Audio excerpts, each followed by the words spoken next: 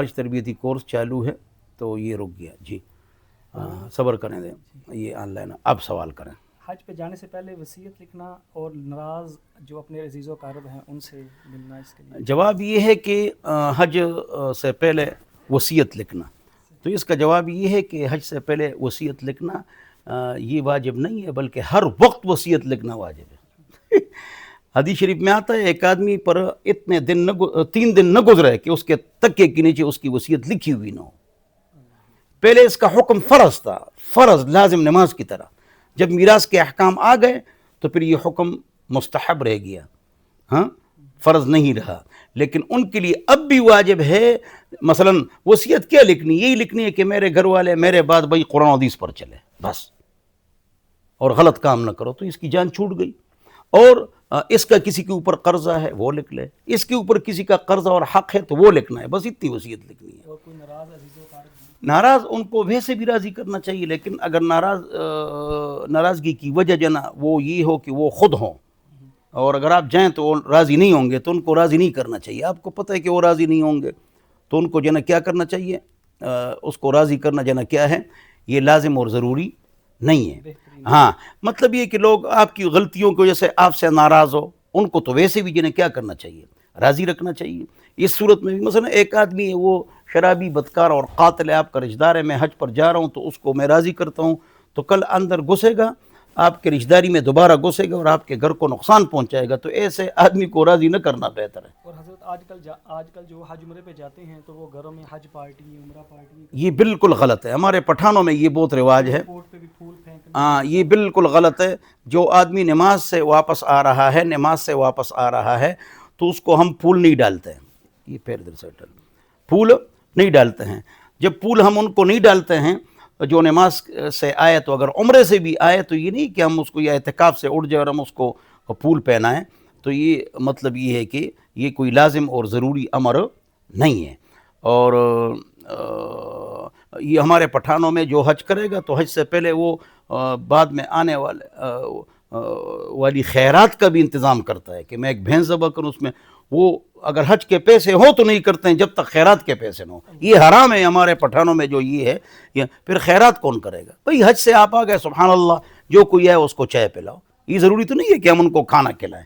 جی جی جی جی. حضرت آج کل یہ چلا ہوا ہے بغیر محرم کے ہماری بہنیں عمرے اور حج پہ جاتی ہیں اور کہتی ہیں گورنمنٹ نے اجازت دے دی ہے. جواب یہ ہے کہ بخاری شریف کی حدیث ہے, حضور اکرم صلی اللہ علیہ وسلم کا ارشاد ہے کہ جو عورت اللہ کی ذات روز آخرت پر یقین کرے وہ بغیر محرم کے سفر نہ کرے. یہ حدیث ہے, بخاری شریف میں ہے. مجھے تو یاد تھا, اب میں بھول گیا ہوں غالباً اس کو. اللہ کمی بیشی معاف فرمائے. حدیث تو پکی ہے اور بغیر محرم کے نہیں جائے گی. 78 کلومیٹر سے زائد سفر جنا عورت کے لیے کرنا حرام ہے, گناہ ہے. لیکن میرے خیال میں بخاری رحمۃ اللہ بھی اس کو حج میں ذکر فرما چکے ہیں. اللہ میری غلطی معاف فرمائے, بھول چکا ہوں ذرا. جی اسی طرح کیا حاجی کو حج کی قربانی کے علاوہ پاکستان والی قربانی جو حیثیت وہ بھی کرنی ہے؟ وہ میں آپ کو بتاتا ہوں, لیکن پہلے جنا یہ پہلا والا سوال آپ کا رہ گیا جو آپ نے کیا تھا کہ حج سے پہلے کیا کرنا چاہیے. آپ نے فرمایا تھا یہ پہلا سوال ہے کہ حاجی کو جانے سے پہلے اپنے یہاں کن کن اعمالوں کی فکر کرنے. حاجی جب جائے نا پہلے سے وہ نیت کا اخلاص رکھے, اللہ کی رضا کے لیے جا رہا ہے. اللہ کی رضا نہ ہو کچھ نہیں ہے بھائی. ہاں ہم اپنے اوپر شک کریں, دوسروں کے بارے میں یہ کہے کہ ریاکار نہیں, متکبر نہیں ہے, یہ مخلص ہے. اور اپنے اوپر یہ شک کریں گے, اصلاح کریں گے اپنی کہ ہم میں ریاکاری ہے, تکبر ہے وغیرہ ہے. ہم الٹا چلتے ہیں, میں مخلص ہوں دوسرا برباد ہے. ایسا نہیں کرنا چاہیے.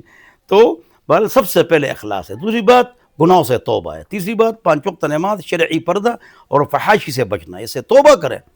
حج مقبول و مبرور کون سا ہے؟ حج اکبر کون سا ہے؟ دنیا جہان کی تشریحات ہے کہ حج اکبر کون سا ہے. حج اکبر ایک ہے. کون سا ہے؟ جب آدمی آئے اور اس میں انقلاب آئے. اٹ از کالڈ حج اکبر. اس کو کہتے ہیں حج اکبر. حج جی جمعے کو میں نے جو نا ایسا حج کیا کہ جمعے کو جو نا عرفہ تھا اور وغیرہ, اس طرح لوگ کہتے ہیں یہ حج اکبر میں نے کیا ہے. اچھی بات ہے, لیکن حج اکبر وہ ہے جو آپ کے اندر تبدیلی لائے. ہاں, اور جاتے ہوئے یہ اعمال کرنا چاہیے. وصیت آپ نے ٹھیک کہا, رشتہ داروں کو راضی کرنا یہ آپ نے ٹھیک کہا فرمایا. وہاں سے آتے ہوئے صرف کھجور اور زمزم لاؤ, اور چیزیں مت لاؤ. پیسے ضائع نہ کرو. مولانا سعید احمد خان صاحب ہمارے تبلیغ کے بزرگ فرماتے تھے کہ پورے سال کفریہ فیکٹریاں چلتی ہیں اور رمضان میں اور حج میں اور عمروں میں ان کے سامان خرید کر ان کو ہم اپنے خلاف کیا کرتے ہیں، مضبوط کرتے ہیں. تو ایسے مت کرو، بس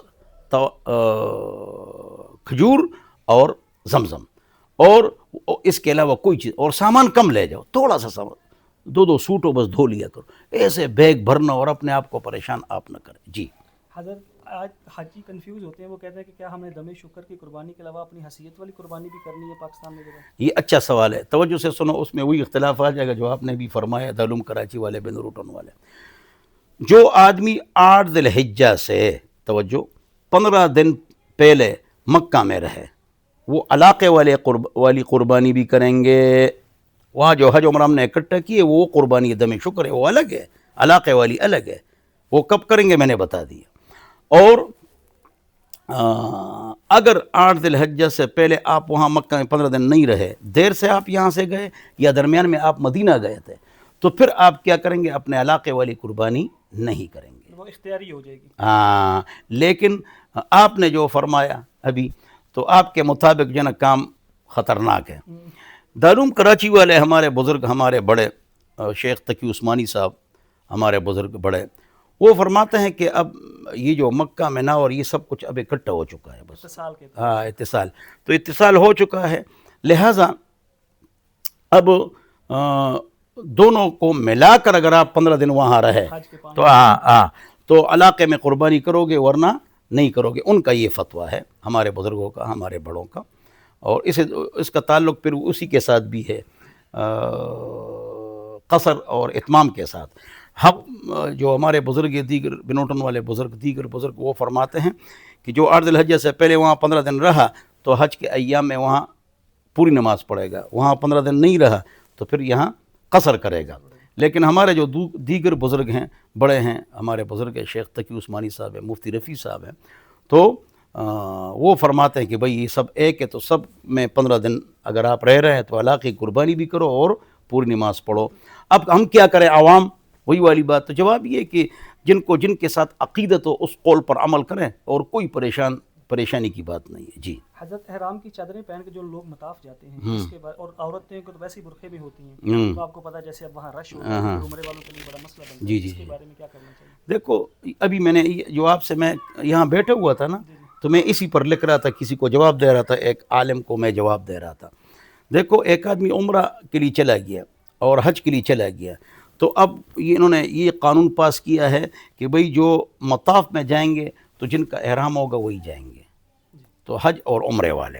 اس کے علاوہ اس لیے کہ رش زیادہ ہے اور لوگوں کو پریشانی، اگر سب کو چھوڑا جائے تو لوگ مر جاتے ہیں. لہٰذا اب حکومت کی طرف سے یہ حکم آیا ہے کہ توجہ سے سن لیا کرو کہ آپ لوگ جو حج اور عمرہ کریں تو وہ مطاف میں جائیں، اس کے علاوہ ویسے احرام کی چادریں پہن کر اندر نہ جائیں. تو اس کا جواب یہ ہے کہ حکم امر الامام منوط بالمصلحہ، جو حکمران کوئی حکم دے دے لیکن وہ قرآن و حدیث میں نہ ہو تو اس پر عمل کرنا بھی واجب ہے اگر اس میں کوئی مصلحت ہو. یہ مسئلہ ہے. فتاوی علمگیری جلد نمبر 5 کتاب الکرائیہ، فتاوی شامی، اس کے اندر ہے. لہٰذا اس حکومت کا کوئی بھی حکم، جو قرآن و حدیث میں تو نہ ہو لیکن لوگ فساد میں مبتلا ہو رہے ہیں، تو اس پر عمل کرنا واجب ہے. جیسے بعض علماء سختی فرماتے ہیں، جیسے چلو پھر علماء مجھ سے ناراض ہو جائیں گے تو وہ بات میں نہیں کرتا ہوں.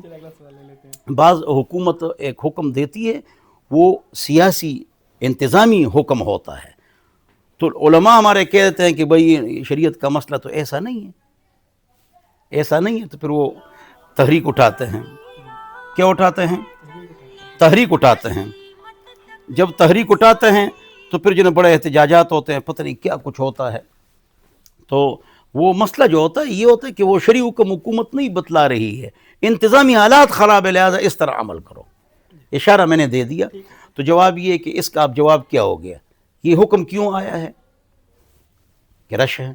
اب اگر ایک آدمی کو پتہ ہے تو رش کے دوران عام حالات میں احرام پہن کر مطاف میں ویسے جانا کہ طواف صرف کروں، یہ ناجائز اور گناہ ہوگا. لیکن اگر وہ دیکھ رہے کہ مطاف میں بالکل رش ہے ہی نہیں، خالی ہے، اور ویسے بغیر چادروں کے وہ چھوڑتے نہیں ہیں، لہذا چادریں پہن کے وہ جا سکتا ہے، رخصت ہے.